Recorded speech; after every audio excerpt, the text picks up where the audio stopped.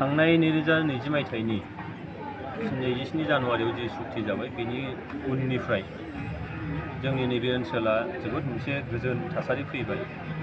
नाथाय सम जों नुबोदों बे थांनाय 2020 मायथाइनिफ्राय दिनैसिमनि गेजेराव मालाबा जोंनिनो बिदा फंबायनि गेजेराव सोरबाया गोरोन्थि बुजिनानै आरोबाव हाथियारनि मोनसे थासारिजों बारलांफिननाय बा थांफिननो नागिरनाय बे थासारिखौ जों नुबोदों आरो बेबायदियैनो बिथांमोनखौ बुजाय आजाय लाबोदों आरो बिथांमोना बुजिनानै फैफिनदों।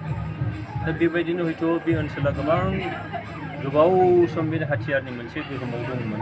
दा बिदिनो हयथ' माखासे हाथियारफ्रा सोरनिबा आखायाव बहाबा थालांदों। दा बेफोरखौ लानानै हयथ' पुलिसा माबा मोनसे बोखांनो मोनदों।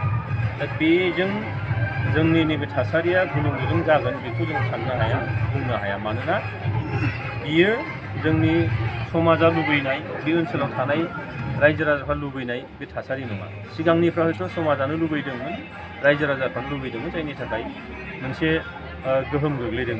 दिनैनि थारिखआव रायजो राजा गोजोनखौ लुबैयो, जौगानायखौ लुबैयो, दावगानायखौ लुबैयो, सान्थिखौ लुबैयो। बेनिखायनो गंसे गंनै बहाबा हयथ' बेबायदि मोननोबो हागौ।